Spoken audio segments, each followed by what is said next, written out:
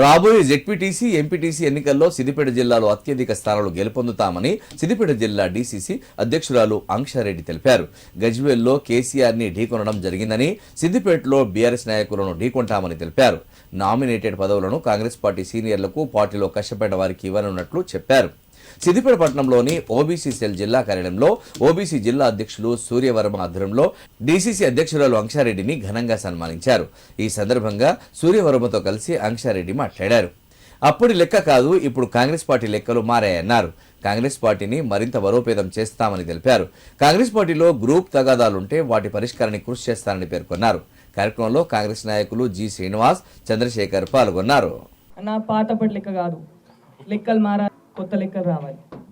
పాతప్పుడు ఇది చేసినాం అది చేసినాం అన్నట్టు కాకుండా జరా మీరు ఎంత ఉత్సాహంగా ఉంటే, ఆల్రెడీ నేను ఒక 120 స్పీడ్ మీద ఉరకనికి రెడీగా ఉన్నా. మీరు ఎట్లా ఉరుకుతారో దాని విధంగా నాకు కూడా ధైర్యం వస్తుంది, ఆ శక్తి వస్తుంది. మనం అందరం ఆల్రెడీ అన్నీ చూసుకొని చేసుకొని వచ్చిన వాళ్ళమే. మనకి ఇప్పుడు కొత్తగా రాజకీయం నేర్పినీకి ఎవరు వచ్చే అవసరం లేదు. మనం ఒకటే కొంచెం జర పార్టీ మీద ప్రేమతోటి టైం ఇచ్చి కాన్సన్ట్రేట్ చేస్తే ఖచ్చితంగా మేము ఆడ కేసీఆర్ని ఆల్రెడీ ఒడగొట్టినాం. 94 సర్పంచ్లను గెలిపించుకున్నాం. ఒక్క గజ్వేల్ కాన్స్టిట్యున్సీ వల్ల సిద్దిపేట్ పరువు అనేది కాపాడినాం. అదేవిధంగా ఈసారి నుంచి ఇక్కడ ఉంటుంది.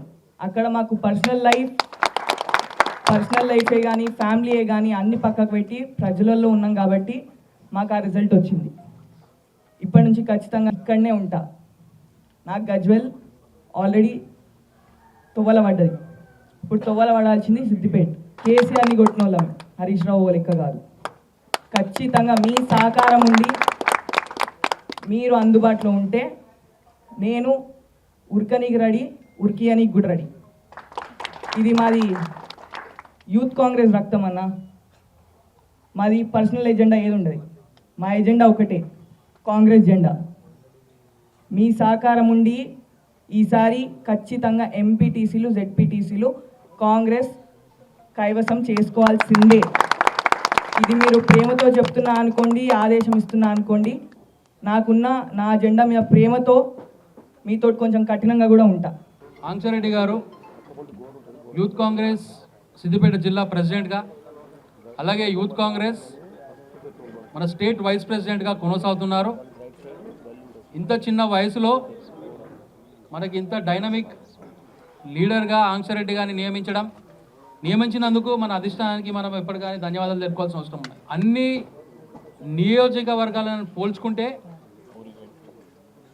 సిద్దిపేట జిల్లాలో సిద్దిపేట నియోజకవర్గంలో కొంచెం ఫలితాలు మనకి ఆశాజనకంగా ఇంతకుముందు వరకు రానట్టి పరిస్థితులు మనం చూసుకున్నాం. కానీ ఇప్పటి నుండి ఆంక్షమ్మ గారి నాయకత్వంలో ఒక యూత్ డైనమిక్ లీడర్గా ఆమె ఎదగాలని చెప్పి వారికి ఎప్పుడై కూడా సిద్దిపేట కాన్స్టిట్యున్సీ సిద్దిపేట జిల్లా నుంచి మా ఓబీసీ సెల్ పక్షాన మా సపోర్ట్ 100కి 100% ఉంటుందని చెప్పి తెలియజేసుకున్నాం. అలాగే ఇంకా కొన్ని విన్నపాలు ఉన్నాయి అవి మేము చెప్పదలుచుకున్నాం. ఏంటంటే సిద్దిపేట కాన్స్టిట్యున్సీ గురించి మీరు కొంచెం ఎక్కువ కాన్సన్ట్రేట్ చేయాలమ్మా. కాన్సన్ట్రేట్ చేసి రానున్న మున్సిపల్ ఎలక్షన్స్లో కానీ జెడ్పీటీసీ ఎంపీటీసీ ఎలక్షన్స్లో కానీ